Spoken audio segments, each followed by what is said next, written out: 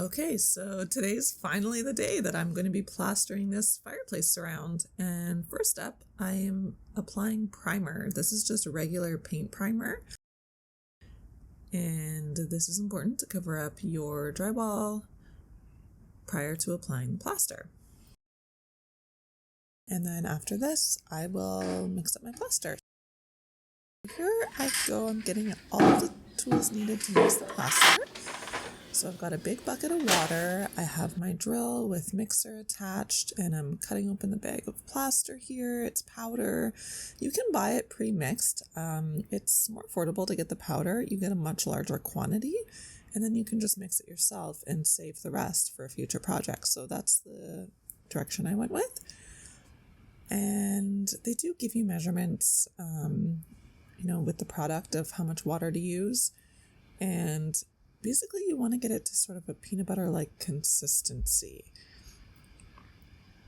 So I started the bucket with some water, and then I added the powdered plaster, and now I'm mixing it and adding some more water, and then I'll add some more powder. Yeah, sort of just go back and forth, adding the powder and the water and mixing it together until you get the right consistency. And actually, interestingly enough, you can let this sit for, I think it says a couple of years if you just put a lid on it and keep it covered. So I had a lot left over and I'm planning to use it for future projects. So when you do mix it, I definitely recommend making sure that you get a bucket that has a lid so you can save the rest. Because, this stuff's pretty expensive. I think this bag costed me a good $150. Okay, so before I'm applying the plaster, I'm going around and just applying caulking to the seams of the mantel surround because I think this is better to do before the plaster. You could do it after, but I think it's better to do before the plaster. And that way, if you do get any of the caulking sort of going onto the mantel, the plaster will cover that up as well. And here I'm just smoothing out the line with my finger. And now finally I get to apply the plaster. I've been waiting so long for this moment. I'm so excited. I can't believe that I built the entire structure and, the framing and going through all of the trials and tribulations of getting that right. And now it's finally here, the day that I get to put the plaster on. The drywall's been done, the framing's been done, the drywall's been done, and now it's time for the fun part, which is the plaster. So it's consistency, peanut butter-like consistency. Should I give it a mix?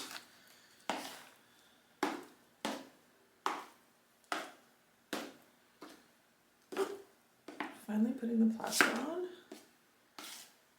First time doing this. Not sure how it's going to turn out. I didn't add more water because it's good actually.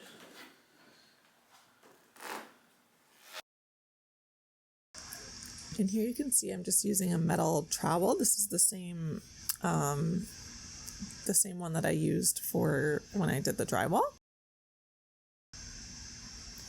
And now with this, how you want to do it, I'll show you if you just keep watching a little bit. You don't want to just apply it in a straight line. You want to do like a sort of a sweeping motion.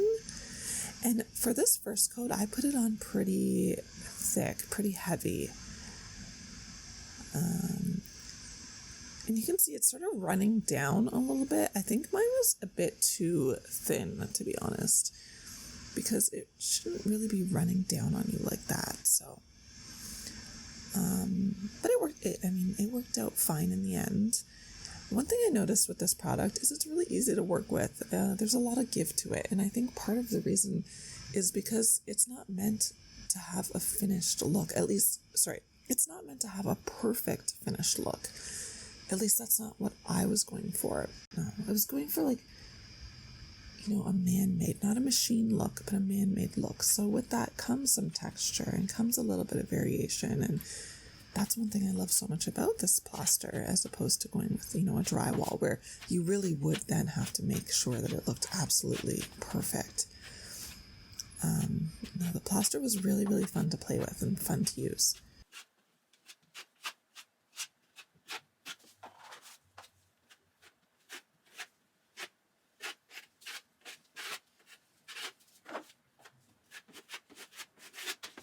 here I'm just going around the electrical. Okay, so I just finished the first coat of the lime plaster, and this is how it's looking. I'm still waiting for it to dry a little bit, and then I can compress it, burnish it.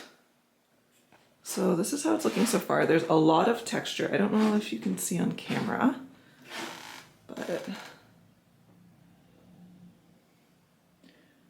it's a lot of texture, and I am going to smoothen it out a bit once it dries some more. It's still quite wet.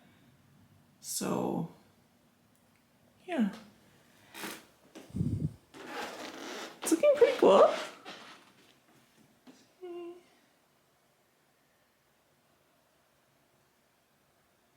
So it's the next day, and this is what it's looking like after the first coat of plaster. It looks like it's still not fully dry in some areas because I did put it on pretty thick. And then you can see I missed a couple spots. Here I missed a spot. I think I missed a spot, unless that's plaster underneath that's just dried. No, because it dries, I don't know. I think I missed a spot here. Because it dries lighter, so that would have been white if I did it. It was hard, you know, it's kind of hard to see when you're putting it on because it's just white. It's not colored, so, and then the base was white as well. But yeah, I think it looks good. You can see the texture. I think the camera is picking it up. When I do the second coat, I'm gonna be putting it on much thinner and then burnishing it. So that will give it a bit of sheen. And that's optional. You don't have to do that if you want it to stay more flat looking, but I think I do want it to have some sheen because it isn't colored. So I think I just want to play up the texture and sheen just to give it a more dimensional look, but that's where we're at now. And I did apply it quite textured because you can apply it much smoother than what I did. But I wanted the texture again since it's not colored. So that's how the top looks. And yeah, I'm happy with it so far. I can't wait to take that bag off and use the fireplace. So let's go, let's put on the second coat. And the second coat will be the final coat. And it should dry much faster since it's not as thick. So yeah, let's do that. Now for my second coat, I've actually used a much thinner layer of the plaster, which was easier. The first coat I found that I needed a thicker layer just to kind of, I don't know, the first coat I applied a thicker layer. The second coat I'm applying a thinner layer, which was easier. It dries faster as well. And on this coat, I'm really refining the texture I want. I found that the first coat was too textured for my taste, so I'm smoothing it out with this coat. And as you can see here, the way that I'm doing the way I'm applying it is sort of in like a fanning rounded motion rather than a straight motion.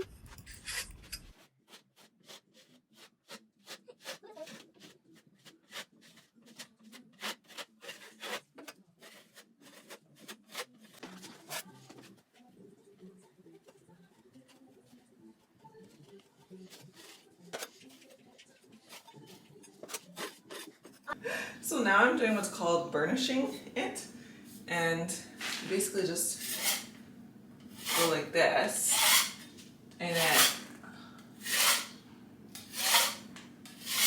you have to wait till it dries to a certain extent, but not fully.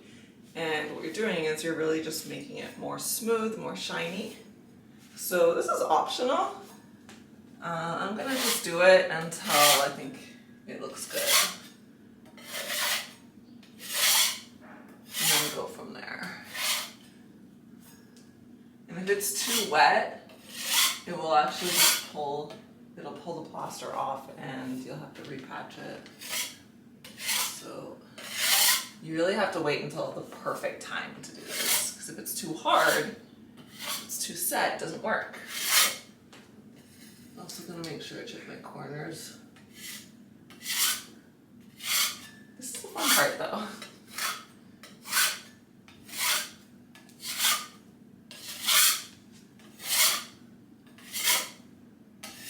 I can see here it looks like it was a bit soft there. So gotta be careful.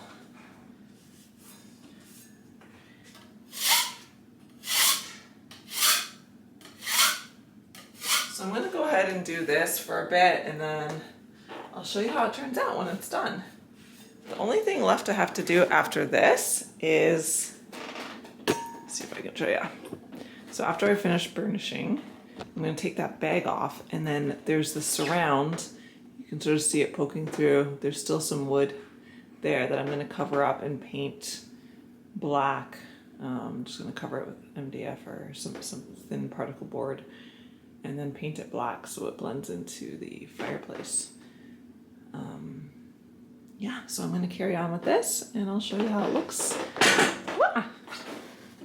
Carry on with this, and I'll show you how it looks when I finish. It's looking good so far. If you'll notice, it's a lot less textured than it was before I added the second layer, and that's done on purpose. I thought that it was a little bit too textured before, so I used this second coat to smooth it out quite a lot. I'm really, really happy with the level of texture now. Before it was looking a little bit too like art school project. You know, it wasn't looking, so I'm really happy with how it's looking now after this coat. And really in some spots I've done probably like 3 or 4 coats, some spots 2. All right, I'm gonna carry on and I'll pop back in when I'm done this. So here's the final result. It's all finished. Yeah, I don't think I filmed a finished video, so I'm gonna do that now. This is how it looks with the Venetian plaster. I don't think you can really see the texture on camera, but in person it's so beautiful. I'm so happy that I went with Venetian plaster instead of just using regular drywall, because it makes a massive, massive difference. It looks so nice. I'll just kind of get closer to see if you can see. Kind of see the texture. I haven't mounted this guy yet. It's just like sitting there, so that's the only thing left to do. But yeah, and at night the flame looks so real, looks so realistic. I think the camera doesn't pick it up on camera how it looks in person, but it looks great. I'm really happy with it. The insert I got from Wayfair. Yeah, so here it is. Here's the final result. Super pleased. Happy that I finished it with Venetian plaster. And now I kind of want to try plaster elsewhere in the house, because it was super fun to work with. There's Kiwi. I actually got this mirror. My neighbor a couple houses down was moving and she was throwing away this mirror. So I got it and it's pretty nice. And I was thinking of maybe putting it on top of the fireplace, but it might be too big. I'm not sure. So yeah, so that's what I'm considering. And for now, yeah, I just have that little sculpture on there, but I will dress the mantle somehow. So yeah, that's it. That's the final result. Super happy. And yeah, it turned out good. I'm happy that I also built it as tall as I did, because I remember at first I was thinking, wait a minute, is this too tall? But I had Googled the traditional fireplace height, and that's what this is. I think it's 54 inches if my memory is correct. But yeah, no, it turned out to be the right height, so I'm happy that I went with that. And there it is. It really changes the room a lot. Gives the room a focal point. Feels a lot more cozy and inviting. And yeah, I'm really pleased with it. If you have any questions about the build at all, let me know. And if there's anything I can do to help, if you're looking into building one yourself, recommendations, anything like that, just ask me in the comments and I'll definitely get back to you. There's Kiwi. All right, I hope you enjoyed this video and I will see you on the next one. Bye.